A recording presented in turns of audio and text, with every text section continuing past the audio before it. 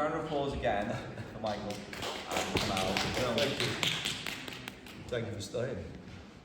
I really wish there'd been more people. No. Okay. So I don't ramble. I've given myself some pointers here.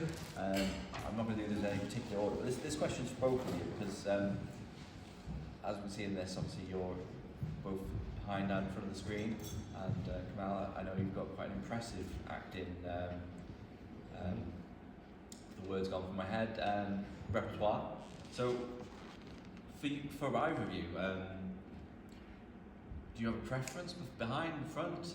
How do you separate that, especially when you're obviously directing yourself? I'll let you go first. I think I prefer behind the scenes myself, personally. I started out as an actor when I was 18. I did some pretty big stuff back in the day in my earlier career. And then I really decided that I needed to be behind the camera because just all the people rejecting you for roles, it kind of got to me in the end. So I knew that being able to control the film and take a film from conception to completion is something that I really wanted to do. I realised I could control the whole film and make it something more special than I could as an actor. Yeah. I mean, I'd echo what Ken was saying. I actually hate being in front of the camera. And everybody always kind of goes, no, you don't really. But every time I've had to be in front of the camera, we talked about video shop just a minute ago, it's because we either couldn't find the actor we were looking for, or we got let down by an actor. And you're nodding. At indie film level, this is just such a common occurrence in which you cast somebody and they just kind of go, So the kind of Tony Rose character, we really desperately tried to get somebody for the old Tony Rose and somebody for the young Tony Rose. And we got a young guy, and he then, just because of scheduling conflicts, couldn't actually do the role. And it was just getting closer and closer to when we had to film. So the manor house that we filmed in, we only had a very narrow window to be able to actually film in that. So it was kind of a case of, all right, I'll do it then. And I'm actually pretty happy with the results, but I don't like doing it, and I don't like having to act and direct at the same time because your mindset is split by two sort of skill sets.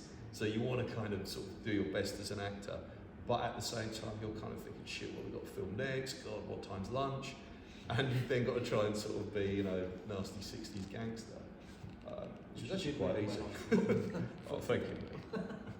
Well, the Manor House leads into another question. Actually, obviously it's a fantastic location, and I'm assuming in general all the locations are just a very clever use of that location. Largely, there's a bit of a story as to how we actually managed to get that location. Are you videoing this? Yes. Yes. Oh, okay. I can't say too much about that location. we did have permission to be in it, we didn't break in. We did have permission to be there, and it was used in a famous 1970s children's TV show, which I'll tell you privately afterwards. Okay. But we couldn't get everything there, so we couldn't get the bar there. And I also wanted to get a load of exteriors, and we never really got those exteriors. And there were several scenes we wanted to get, so one of them was sort of Tony Rose being arrested in the 60s and things like that, and expanding a bit more of the Danny and Tony story as well. But I'm trying to actually think now, there are 3 separate locations for all of the locations that you see, but yeah, the vast majority were filmed actually in the manor house. So sort of bedrooms, offices and things like that, all largely filmed in that manor house. We just mentioned it then, obviously, you did both directed and acted again in Video Shop Tales of Terror, which is a great anthology. And your segment is beautiful. It's so stylized. I love it. It's my favourite segment, and I'm not just saying that because you're here. It really is. I mean, it's a very mixed bag of an anthology, but it is really good. The where I was going with this, and I need to double check my notes here so I don't get sidetracked. Is I didn't write that bit down. Okay, sorry.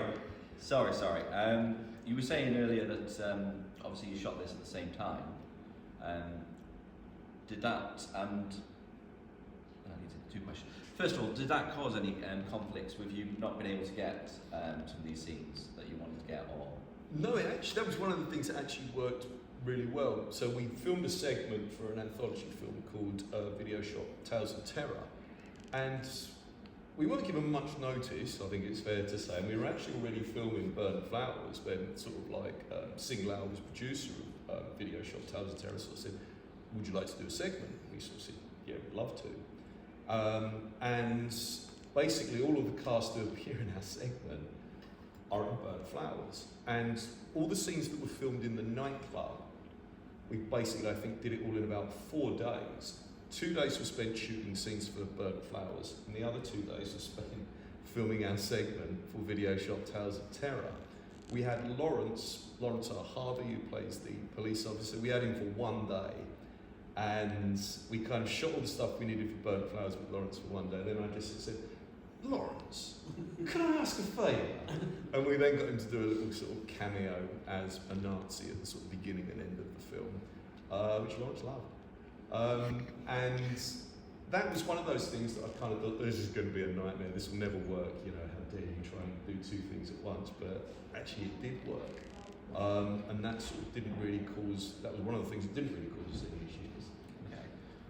My other part on that question was obviously a lot of crew and cast bleed over into that, and also others. I mean, I've seen that was a cameo. Obviously, I've seen Ice Cream on the Beach. Yes. And it just seems like you've got your own little sort of community going on, and you're all sort of circling around each other's projects. Yeah, I mean, do you want to? Because you're a big part of this community. Yeah, I mean, there is a community, especially in the south end of Essex kind of area, you know, that Greater London area. There is a really good scene where people are collaborating on each other's projects, and you know, me and you in particular collaborate a lot. And Julie Lewis, who played Danny in the film, he's also a filmmaker.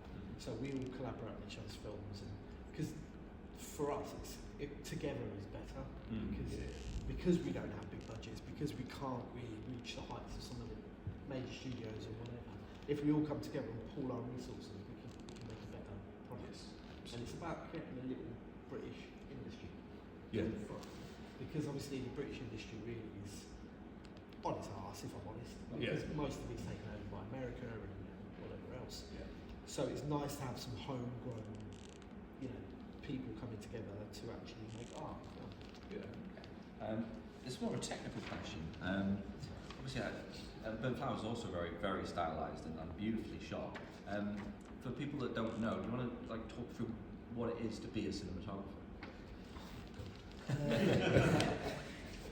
In a nutshell, it's about realising the director's vision for what he wants to complete with it. So it's looking at that script, talking to the director, and trying to. What I try to do when I do cinematography is not. I appreciate it's stylised and really beautiful to look at, and that I really, you know, that's like lovely to say. But I like the cinematography to kind of just bleed into the story, rather than just this pretty picture that looks great. You kind of want it to kind of emulate what the director's trying to tell in the story. Mm-hmm. So we use lighting and composition and all the rest of it to do that. But really, it's about what the director's vision is, and whatever that is encapsulating it from the colour to the composition to the camera work to the movement to the blocking, the way that we get the actors around. All of that kind of is a singular vision that leads into what Mike wants to do. So I have heavy conversations with Mike. Yeah. We're always jabbering away about what we want to do. And we had a lot of references with this one. Obviously, we wanted to capture that 60s era, and we wanted to capture the 90s era. Some of the 90s stuff I actually didn't shoot. Mike shot that, so I came onto the project later. So it was actually quite nice that it worked out that way, because you see a very distinct difference between the 90s and the 60s, and it kind of worked in our favour that way. And I'm a massive fan of the 60s and 70s British TV industry. I love all of that kind of period, and because I kind of grew up watching this stuff, I kind of knew how to shoot it in that way, and where light should be, and kind of colour temperatures and all that stuff to kind of capture that. My other thing on that was, no, it's not covered. Sorry, bear with me. I'm really trying to the time periods. Yeah, that's what I was going for. When you get submitted a film, a lot of the time, well, most of the time, you get sent a cover letter. One of the interesting things, which I loved before I even watched the film, was your cover letter. It was like, for like a first-time feature film, you shouldn't make films in multiple, not time zones, in the past, essentially, in a set decade. Well, I did it multiple times in this. I mean, that must have been, crazy, because, especially anyone that's old enough to have remembered that, you sort of like risking the thing of, well, that wasn't like that, and all that kind of stuff. So to then do it multiple times in one film. Yeah, I mean, it was a challenge, but we've got a loft that is just full of loads of crap. And fortunately, a lot of that came from sort of like the 60s and 70s. And we do actually kind of almost like stockpile props. I've got a massive collection of analog phones. And it's becoming something of a joke now. There's all these phones in my movies, but that is because I will not have a smartphone in one of my films ever. You're never going to see an iPhone in one of my movies. Okay, we had a brick phone in Exit, and that's as close as we're getting with a smartphone.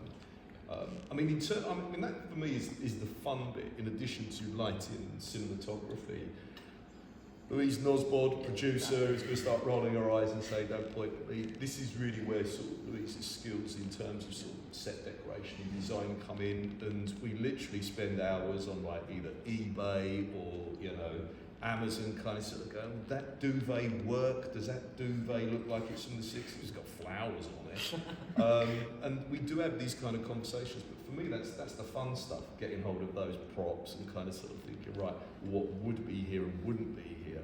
And then it's really sort of like Ken's job to sort of say, right, well, we've got to cover up that plug socket. Oh God, that wouldn't be there, would it? And that is where the challenge really comes. I think it really cements it as well, the fact that you've got it so right as well. Thank you. Yeah, I mean, you could make the prettiest picture in the world, but it's production design is right. Yeah. Great cinematography blends in with production design, and I think Lou and Mike both did an incredible job. Oh, absolutely. You can only suspend disbelief to a certain extent. Yeah.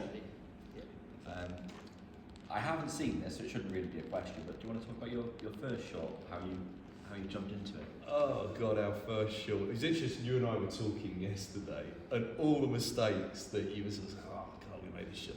I was like, yeah, I did that as well. Again, my first short was, believe it or not, a period film, and it was set on an RAF base, and it was about this guy who was a kind of victim of a sort of like mind control experiment, and I didn't really know any actors at that point, so I got one of my mates to do it. And it was only when we were looking back at the rushes we realised that he's got like a piercing here and a piercing there, and he was struggling with the dialogue, and I'd written far too much dialogue, and we only used the onboard camera mic for the sound, and you're then mixing the sound. You go, this sounds terrible, and it just loads of mistakes with it, but we got it finished, and we submitted it to a lot of festivals, and hardly any festivals touched it. I don't think an English festival has ever played our first short, but one day I got an email from a festival in Mexico. It's a friend of ours is Spanish. I always get to do our Spanish subtitles, and so she subtitled the entire thing in Spanish. And this Mexican festival came back and sort of said, yeah, we love it, can we show it? I was like, really? So yeah, our world premiere of anything ever was in Mexico. And it was one of those kind of moments, if it had been selected by nobody, then I wouldn't be here now. I'd have just kind of gone, well, we're trying to make a film. So that was one of those kind of moments that it did work. And I always refer to it as my film school, because I made thousands of mistakes, just literally any mistake that anybody ever has made in film, I made on that film. But I then went, well, I'm not doing that again. So you then kind of just sort of like build from that, and you kind of realise you can't do everything. You have to have a team around you. You can't act, write, direct, do camera, do sound, and edit it, and edit the sound. You build a team, and gradually over the years you build a team. And Ken is just invaluable, and one of the reasons I'm so happy with Burnt Flowers is because of Kem's work. When you write, you have an image in your head how this is going to look. It never looks like that. It looks different, but that is as close as to I think it's possible with the money we've got to make what I had in my head when I wrote it. And as I say, it's always a team effort. Everybody always kind of sort of talks about one person's name in the front of the film. It's never one person's film. You know, it's always a collaborative effort. It's always a singular vision. Yes. That's what's important. I've got two more questions and I'm going to open it up to other people. Firstly, I know your next project is Beast of No Man's Land. Can you talk about that, or do you know what to do? I don't really know how much we can say about this. Andrew Elias, who plays Danny, has cast us both in a World War I film called The Beast of No Man's Land, in which I play a First World War officer and Ken plays a kind of private, and then there's this kind of beast running around killing Germans. And Cy Henty, who you also saw in Burnt Flowers as the gun dealer, Larry Gardner, who I cut his throat, he's also in it. I mean, this is this whole kind of very sort of close community. We've shot some stuff, and there's already some stuff out there, and yeah, Beast of No Man's Land. I think that's all I can legally say. That's fair enough. That covers it. And my last question, I think it's probably one that you'd get asked anyway, but for both of you, what specific films influenced you to the point where I need to make films? Do you want to go first with that one? Such a tough question. The Wicker Man's probably one of my favourite films. I saw that as a kid and it kind of changed. You know, it made me want to tell stories when I was a kid. I'm a big fan of Amicus and Hammer and stuff like that, so I really appreciate you showing that really cool Hammer film. I mean, there's so many. The Exorcist, again, is another one. I'm a big fan of avant-garde cinema as well. So much. I mean, I could give you a list like this, but yeah. 70s TV definitely had a massive influence on me. Things like Thriller, Children of the Stones, that kind of stuff really had an impact on me as a kid. Same for me. Children of the Stones. It's one of my favourites. Yeah. Freaky. We went there on our holiday this year actually. Just took a picture next to every single standing stone. Yeah, it's like, so, you know, that's a massive influence because I'm a big folklore horror fan. That's my own, when I direct films, is usually in that kind of area. Oh God! Has anyone got a train or a bus to catch? Because it's going to take a while. There's a number of films which really just made me kind of go, I want to be a filmmaker and I want to make films like that. One of them is, it's a real Marmite film. People either love it or they hate it with a passion. And it's called Performance. And it stars James Fox and Mick Jagger. And this is just one of those really out there, 60s, psychedelic, gangster. I mean, to even try and define a genre with this film is almost impossible, but I love the editing style, I love the music, and I love the fact that it doesn't go where you think it's going to go. And whenever I'm writing, I always start thinking about performance and how you really have got to kind of like push the audience and take them out of their comfort zone. Otherwise, you know, you can't just keep making sort of standard genre fare. And I was actually thinking about this the other day. I think all the films I like are the ones that don't really give the audience what the audience expects. And another film which I was never able to get out of my head after I first saw it, and it's actually a big influence on the next film we're making, is Picnic at Hanging Rock, which I just kind of went, this is amazing. And even seeing it as, I think it was like a young teenager, so I didn't quite get it, but there was something there. And then every time it was kind of on TV, I watched it. And even now, when I watch it again, I kind of go, oh, I've never really realised that before.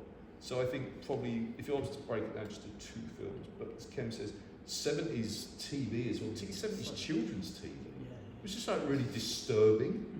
And it's kind of like, you know, I mean, this is why I'm the damaged person I am today. It's because 1970s children's TV, like in government information adverts from the 1970s, which I think destroyed everybody's self-confidence on all levels. But yeah, I think, like 60s and 70s are the big influences, both in terms of cinema and TV. I'm a big Nick Rowe fan as well. Yeah. Yeah, as a cinematographer and as a director. yeah. I just thought he's a genius. Yeah. He's a genius. So his work is a massive influence. Thank you. Well, I will open it up to other people. Who has a question? Well, first of all, thanks for coming, and Thank you. yeah, it's great to have the opportunity not just to watch these films, but to talk to the people behind them. First question about the title of the film, which I thought was really interesting.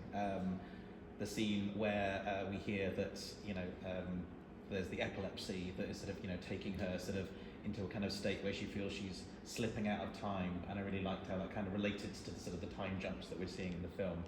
As someone who knows very little about epilepsy, I'm just curious to know what the character's describing in that scene of the association of smells, and is that coming from a sort of a lived experience, or was there artistic license there? Sort of, what was behind that?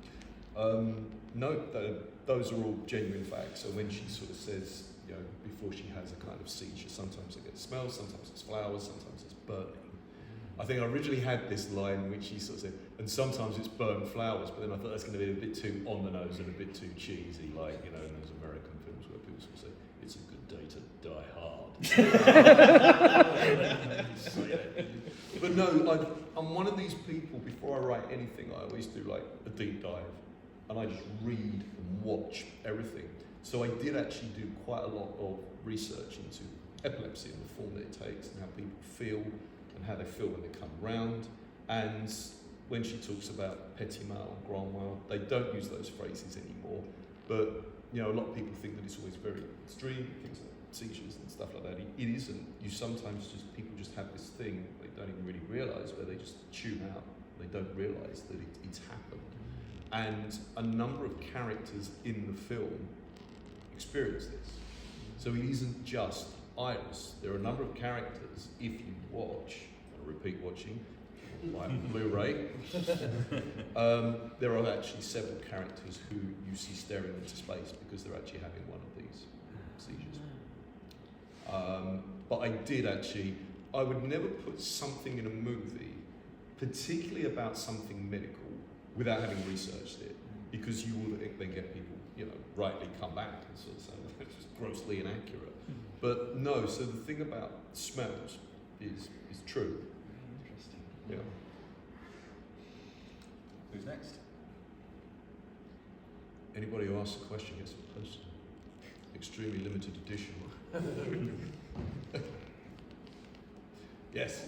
Well, so obviously you sort of talked about the budget and the challenges. Is there anything you feel, based on the original script revision, that you particularly had to scale back or alter based on the budget?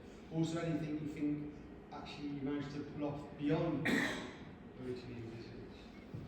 Yeah, I mean, in some respects, the answer to sort of both parts of the question is yes. I mean, let's start with the positives. I really didn't expect to get the sort of vintage cars that we got. So that is a sort of 1990s Mercedes, and the kind of Hillman imp that is being driven is a genuine restored sort of 1960s car. The only kind of regret about sort of like the cars is we didn't have them longer, because I had originally written a scene in which, in addition to the Iris and Frank characters, they drive along and they then pick up a young girl at the side of the road. And they then drive off, and you see Alice watching them, and it's the kind of idea of, via DNA, that Frank has now sort of inherited her mother's tastes, for want of a better word. But just down to kind of time, and then afterwards I sort of thought that is going to send a very different message to the audience in terms of how they should feel about the Frank character. But it was one of those things that, shall we do it, but time and obviously money was a constriction. The other thing I did want to do, I wanted to shoot a lot more of the 1960s stuff with Tony and Danny to explain a bit more about their relationship. So I wanted a scene in which Tony is arrested, and I actually script this, and we got to the point of actually casting people to actually play like extras in this kind of 60s scene where Tony was going to be there, celebrating the move to the country with champagne, and then gets arrested. And he's then going to have thought that it was Danny who set him up So when you then get that scene, what have you been doing all these years? The idea, like, did you betray me? But for a number of frustrating reasons, we just couldn't. And you just get to a point in which you just have to say, this is the film. This is not ideal, but this is the film I want. And I'll be honest with you, I think even Christopher Nolan doesn't sit there and kind of go, yeah, I got everything. I think there's always that kind of like, oh, if only we could have just, but you don't. And you have to almost just accept and make peace with the fact that that is your film. But yeah, there were some things, but the one thing that I don't think, you don't really get if you're not kind of making films is the time factor. And you know that that is the most precious resource. I mean, money is obviously great. Everybody wants to give me some, I'll take it. But it's your time. And you get there at 9 in the morning, you think, we got this location for 12 hours. And then it's like 8 o'clock at night and you've done a fraction of what you thought you would. And it is just that kind of like, this is it now. This is the film we have. And I mean, I'm actually really happy with everything that we managed to get. But yeah, there are some things I'd like to revisit actually, maybe, in another film about some of the characters in that film. Well, that actually opens me with another question actually, just with that insight into the backstory didn't shoot on Danny, was something I took from it, from just watching without that prior knowledge, was obviously in your film you have a lot of gay characters. Danny's not portrayed as one, and I always took it though that it wasn't particularly loyalty, that perhaps he had secret feelings that he wasn't prepared to act on. So, I've got to answer this one diplomatically, because audiences are really split over that one. Okay. And that question has been asked many times, and some people go, no, it's just a sort of like brothers in arms thing, it's a bond of friendship, it's the underworld code. And other people go, no, this is unrequited love, quite clearly. And I'm not going to answer your question. Fair enough. I want to leave that one open to the audience. I know what I think it is. Yeah. And I think that there are clues sort of planted as to what the answer is. But I don't really like answering those kind of questions because I want to leave it up to the audience. And everybody does have their own kind of view over that particular relationship as to what it is. Okay. Anyone else? Yeah, I'm probably going to commit sacrilege now. I have always got an interest in how violence is portrayed. Personal opinion, a lot of the horror movies are total unrealistic overkill, blah, blah, blah, blah. I didn't find that with yours. Thank you. I'm just interested in how you reached a point where you made that decision as to how you were going to portray it. That's a really good question. The character of Tony Rose is based upon several notorious gangsters from the 1960s. You can probably make a guess at one of them is. And when I was reading about these characters, I looked at their points of notoriety. And so there was a famous incident in which somebody got Chelsea Smile. So it was kind of like, we don't want to put anything in for the sake of it. But that will kind of cement, I think, in the audience's mind very early on, this guy is somebody you don't really want to muck around with. And also people will get that reference as to who it's to. When it came to sort of like some of the other stuff, it's whether it was necessary or not, and I didn't want it to be gratuitous. So with some of the deaths, we didn't need to do it. So I wouldn't, for example, have excessive sort of, a bloody scene going on just for the sake of it. And I think for some of the deaths where you just cut on a gunshot, I think that's enough. I don't think you have to kind of like, there's the bullet. With Lawrence, we kind of felt that we needed to sort of show that this monster is now dead by having that kind of close-up of the sort of wound in his head. But where it came to the final scene with Kathleen, I really just kind of, that idea just came to me. And this idea of, there's a couple of ideas I've always really been fascinated by. One is serial killers who were never caught, why did they stop killing? Yeah. And then also how one person can just create absolute chaos, not just once, but across decades. And so I thought, what would be a good visual metaphor for the Kathleen character, who has literally just created all of these deaths, screwed up all of these people's lives, and I thought we could just have her dancing and a rain of blood coming down. So that was the kind of inspiration for that. But yeah, I mean, I don't believe in gratuity for the sake of it, because I always think that's a bit cheap and that's a bit of an easy win. And I think sometimes filmmakers sort of think, oh, it's flagging a bit, that old Raymond Chandler joke about if the action starts flagging, just have a guy burst in with a gun. And it's kind of like, well, no, you've got to actually have some sort of motivation to what's happening here. And it should always be in keeping with the character. You know, there's something in writing, it's called Aesop's amnesia. And it's kind of like if a character learns a lesson, they then can't forget that lesson. So if a character has basically, you know, lived through violence and renounced violence, you then can't really have them kind of go, fuck, I'm going to be violent again. Like many films do. But with the kind of choice of violence, I think that we had to kind of think and also be mindful of, if you want to get this on streaming, there are some things you can and can't do. You know, there are sort of some places we won't go with it. But it's always going to be practical. We're never going to use CGI. And with the Danny and Tony scene at the end, I did sort of think, oh, could we have a little explosion? But no, I just wanted to actually end it there and not actually show what the ending for those two characters was. Yeah, me and Mike spoke a lot about the action stuff and how we were going to portray the violence, and we wanted to show it visually where we kind of implied a lot of stuff, but then the characters' reactions to stuff was more important to us than the actual act of a finger getting cut off or someone being stabbed or shot. It was more the reaction, but then we wanted to save up one bit, that the bit where it cuts to that poor lady on the floor, the blonde lady getting stabbed. We wanted that to have that impact because she was the one that started the story and propelled the story forward. So we thought that was an important one.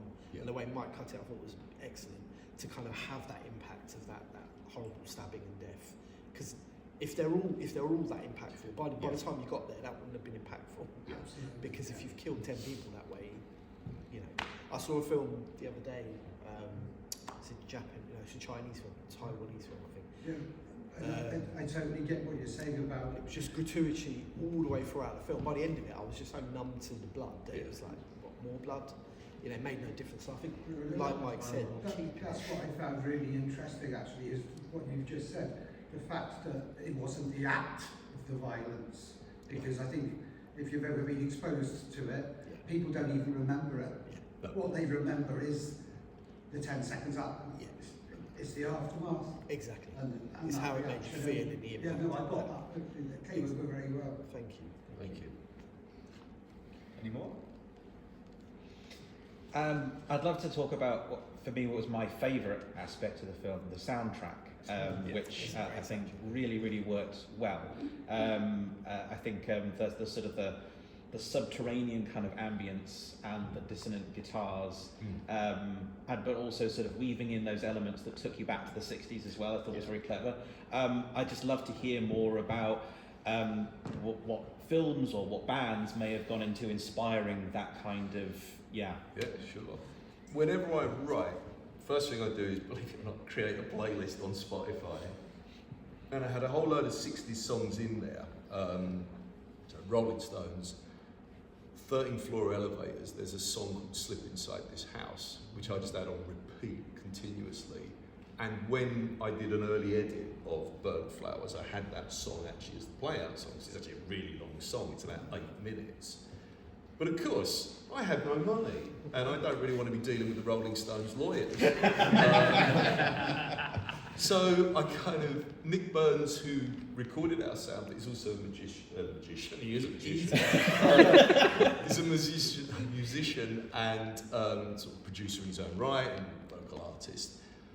It's just amazing because I'd sort of sit there and I'd give him these reference tracks and I'd kind of go, you make something sound a bit like, For Your Love by, can you do that? And he just is able to do that. So all of the instruments that you hear, he played. And he literally just sat there and go, right, I'll do the drums, I'll do it. And the final play-out song was one of the last things we did. And I already had a virtual finished edit by that point, but I still had this 60s song. And I just like, look, can you do something? Because I can't use this. And I literally sat there with him while he watched, played the instruments, and then it was done. And he literally choreographed it to the action that you're seeing on the screen. The only kind of, I think, interjection from me was the point where we both point our guns at each other and then start sort of moving around. I said, can we have all the instruments die and just have a drum beat at that points out, it almost feels like a dance. Because dance is sort of one of the themes of the film, and I kind of thought, I wanted a little bit of a final dance from Tony Rose there. But yeah, Nick Burns, incredible talent, and it's all him. And yeah, I gave him some reference tracks, but he did the rest, you know. But I'm really happy with the sound. Yeah, the soundtrack's amazing. Oh yeah, it's fantastic because it is a great soundtrack.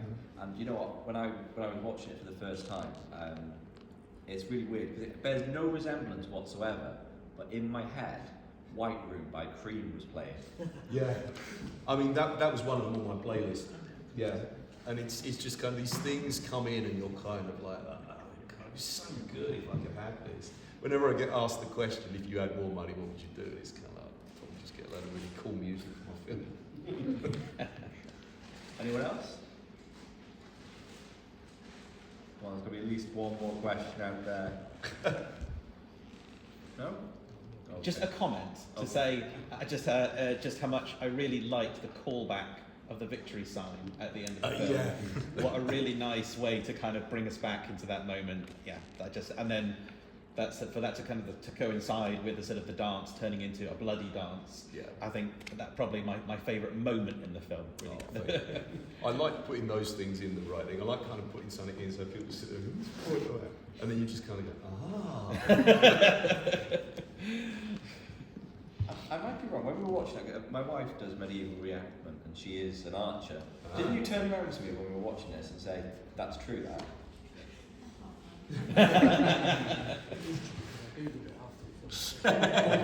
There was a number of potential stories I was going to use, the idea, but then I actually sort of thought, no, that's the one. Because that was a story I heard years ago, and then I checked it out to see if it's true. But yeah, no, so I always wanted to use that somewhere. I've got a whole bunch of stories that I want to kind of crowbar into movies, and that was a story I never really used, and I thought I would use that at some point. It's my favourite scene, that. It's just so intense, and you just see how vile of a person Tony is. But in his head, he's like completely, cool, and this is rational, and this is justified, and it just comes across brilliantly. Like, it is by far definitely the best scene in the film. Thank you. We also had a bit of fun with some of the mise en scène in that scene. So behind Tony, there's a picture of Jesus holding his fingers up like that, which I'll be interested to see if anybody actually spots without sort of prying up. I didn't notice that, I'll be honest. Right, and if there is no more questions, we'll wrap it up. We'll take a break. I was considering one, but I think it'd take too much time to answer. No, please. It was more about because I don't have many connections, you see. It's more about how you got into filmmaking rather than the film itself. Sure. How did you garner the tools and the connections to start making films? That's a really good question, and I think that's one of those questions that nobody ever gives you the answer to. But I will tell you how I got started. And basically, I don't know anybody in the film industry. I'm not from a background which is associated with art or BBC or anything like that at all. I grew up in a backwoods town in the middle of nowhere, but I loved films. And eventually I got to a point and I thought, I'm just going to make a film and see what happens. I don't know anything. So I went and bought a camcorder from Curry's. They now got bust. Not visibly.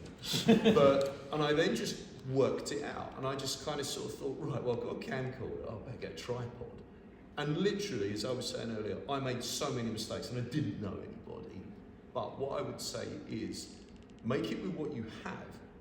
But there's a really strange thing about film. People will help you. If you turn around to a complete stranger and say, can I come in your house for a day? They click fuck off. But if you say, can I come in? I want to film a scene for my film. They just kind of go, yeah, sure. In some cases. Obviously.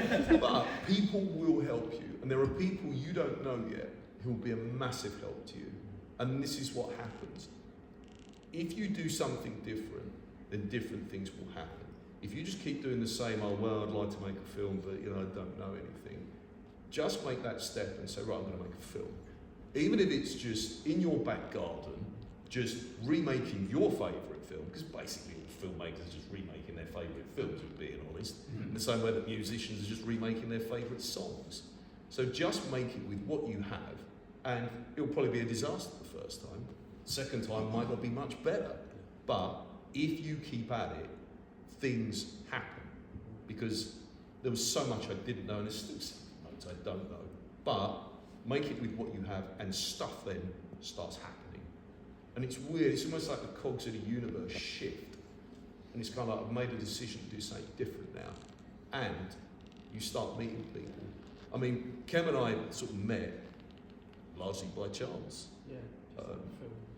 Art film. Yeah, we met at, funny enough, a film festival. Another bit of advice, go to film festivals.